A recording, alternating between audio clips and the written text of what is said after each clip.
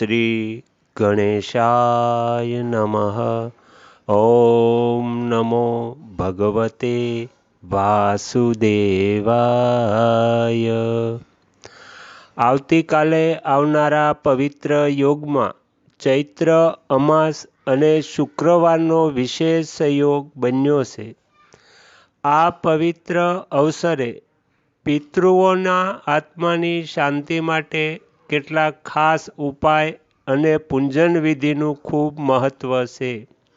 તો ચાલો શ્રદ્ધા અને ભક્તિ સાથે આ વિષય વિશે વિસ્તૃત જાણીએ. હિન્દુ ધર્મમાં અમાસનો દિવસ પિતૃઓને સમર્પિત માનવામાં આવે છે. આ દિવસે પિતૃઓને સ્મરણ કરીને તેમના માટે તર્પણ અને દાન કરવાથી તેમની આત્માને શાંતિ મળે છે. ખાસ કરીને ચૈત્ર અમાસ અને શુક્રવારનો સંયોગ અતિ શુભ અને ફળદાયક માનવામાં આવે છે. આ તિથિએ સાંજે એટલે કે પ્રદોષકાળમાં તુલસી પાસે અને મુખ્ય દરવાજા પર દીવો પ્રગટાવવાથી ઘર પરિવારમાં સુખ સમૃદ્ધિ જળવાઈ રહે છે. આ ઉપરાંત આ અમાસની તિથિએ પિંડદાન, શ્રાદ્ધ અને તર્પણ કરવાથી પિતૃઓને તૃપ્તિ મળે છે. ઘર પરિવારના મૃત સભ્યોને પિતૃદેવ માનવામાં આવે છે.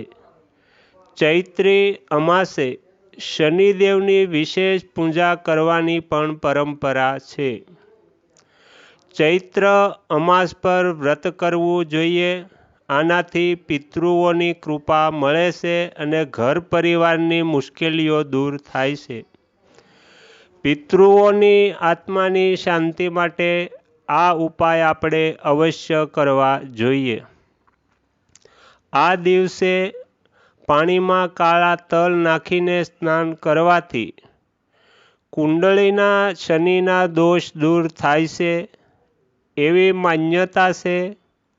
સ્નાન કર્યા પછી તાંબાના લોટામાં પાણી ભરો અને પાણીમાં કુમકુમ, લાલ ફૂલ અને ચોખા નાખો. ત્યારબાદ સૂર્યને અર્ઘ્ય ચડાવો અને અર્ઘ્ય ચડાવતી વખતે આ મંત્રનો જાપ કરો.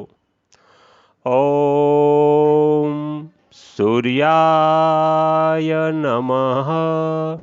આ મંત્રનો જાપ કરી સૂર્યને અર્ઘ્ય ચડાવો. આ દિવસે પિતૃઓને નિમિત્ત ખાસ કરીને શ્રાદ્ધ કર્મ કરવું જોઈએ.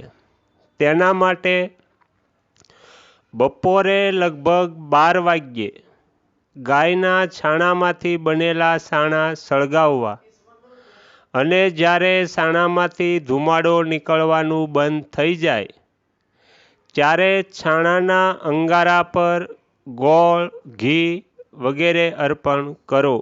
પિતૃઓનું ધ્યાન કરો.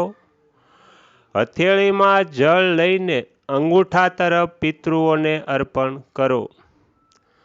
અમાસના દિવસે પિતૃઓના નામથી જરૂરિયાતમંદ લોકોને ભોજન કરાવો. અનાજ, જૂતા, ચપ્પલ, ભોજન, છત્રી, પાણી, માટલું વગેરેના દાન કરો. ચૈત્ર અમાસના દિવસે પીપળાને જળ ચડાવો, પરિક્રમા કરો અને વૃક્ષ નીચે દીવો પ્રગટાવો. પીપળાની ઓછામાં ઓછી 7 પરિક્રમા કરવી જોઈએ.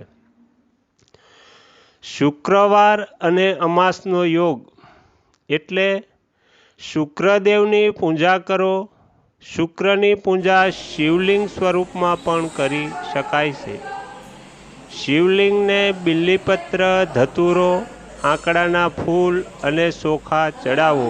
ચંદનનો લેપ કરો અને આ મંત્રનો જાપ કરો.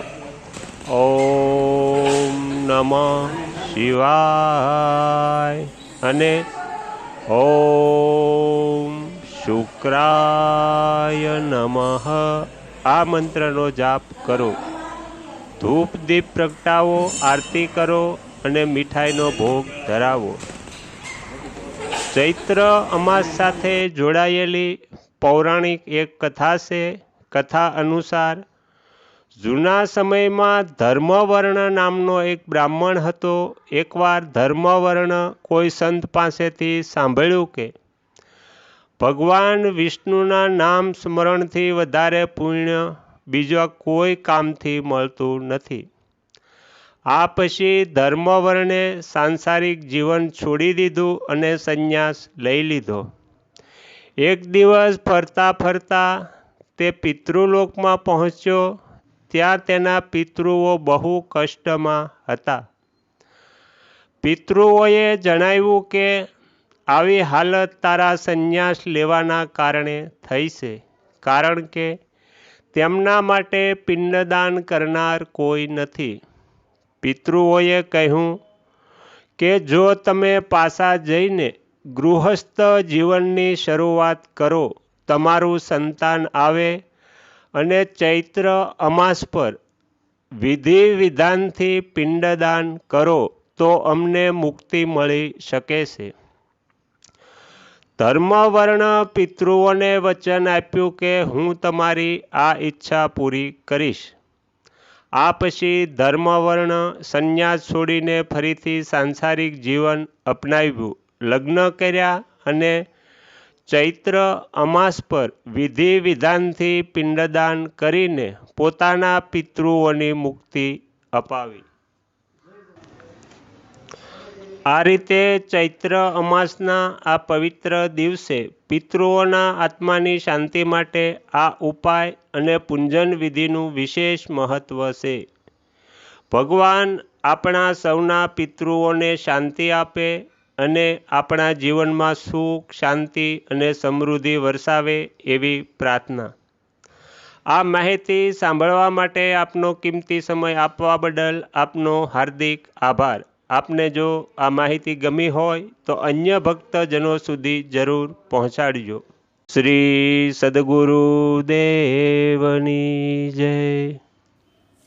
આગળના વિડીયો જોવા માટે આ ચેનલને સબસ્ક્રાઈબ કરો અને જો આ વિડીયો પસંદ આવ્યો હોય તો લાઈક કરો.